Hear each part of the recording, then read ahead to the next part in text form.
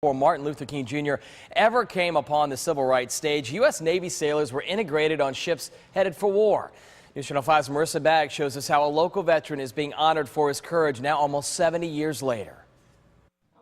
At 90 years old, Benjamin Garrison is known as a loving father, husband, and pastor.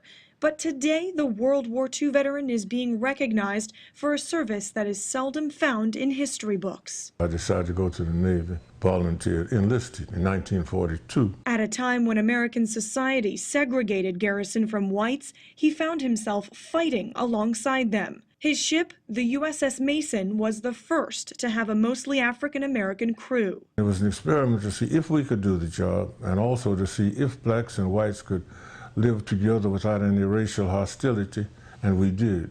Garrison was a radio man. He intercepted and decoded German messages on board.